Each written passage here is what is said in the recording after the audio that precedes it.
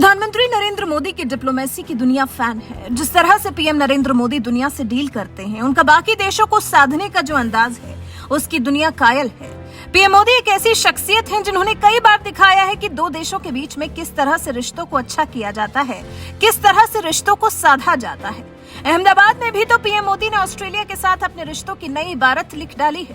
प्रधानमंत्री नरेंद्र मोदी ने नरेंद्र मोदी स्टेडियम में भारत और ऑस्ट्रेलिया के बीच टेस्ट मैच से पहले ऐसी पारी खेली है कि चीन को घबराहट हो गई है।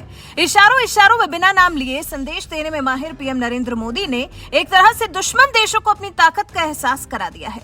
पीएम मोदी ने क्वाड के सदस्य देश ऑस्ट्रेलिया के प्रधानमंत्री एंटनी अल्बानीज के साथ पूरे स्टेडियम का चक्कर लगाया है। ये बताया है कि भारत और ऑस्ट्रेलिया के राजनीतिक रिश्तों में क्रिकेट की कितनी अहमियत है, और जब चीन ने यह सब देखा होगा तो उसको एहसास हो गया होगा कि भारत को हरा पाना नामुमकिन है।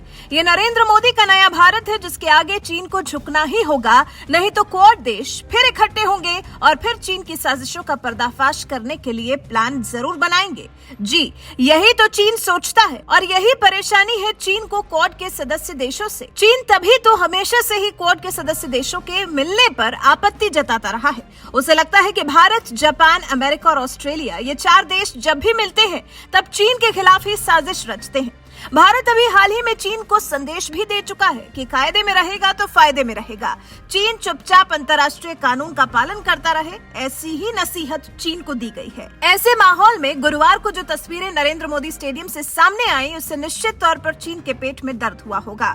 साथ ही पता ये भी चल गया होगा कि भारत और ऑस्ट्रेलिया के रिश्ते कितने घनिष्ठ हैं। दरअसल समुद्र में चीन की बढ़ती चुनौतियों को लेकर क्वाड देश समय समय पर नई नई रणनीतियां बनाते रहते हैं। चारों देश विकास से लेकर सामरिक मुद्दों पर भी साथ बैठकर चर्चा करते हैं। इसी क्रम में भारत ने साल 2020 में पहली बार अपने बहुचर्चित नौसैनिक अभ्यास मालाबार में ऑस्ट्रेलिया को शामिल किया। अब इस साल अगस्त महीने में पहली बार नौसैनिक अभ्यास ऑस्ट्रेलिया में आयोजित किया जाएगा। ये चीन से भारत के बिगड़ते रिश्तों के बीच में काफी अहम माना जा रहा है।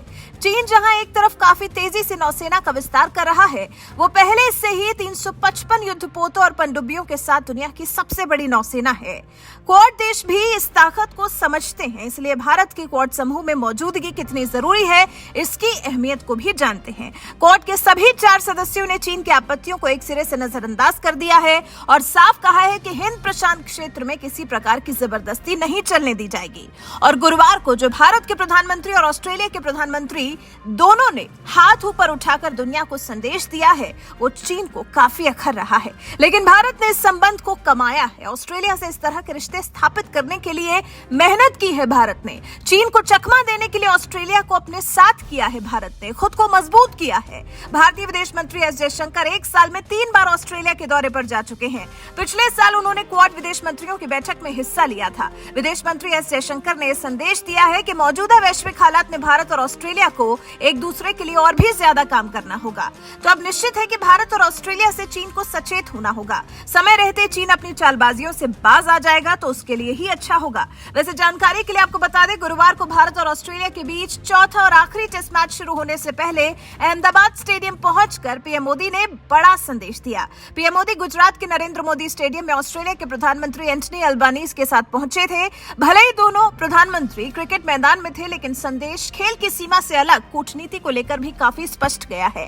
निश्चित रूप से क्वाड के सदस्य दो देशों की एकजुटता का प्रदर्शन करने वाली तस्वीर थी, जिससे चीन के मन में खलबली मच गई होगी।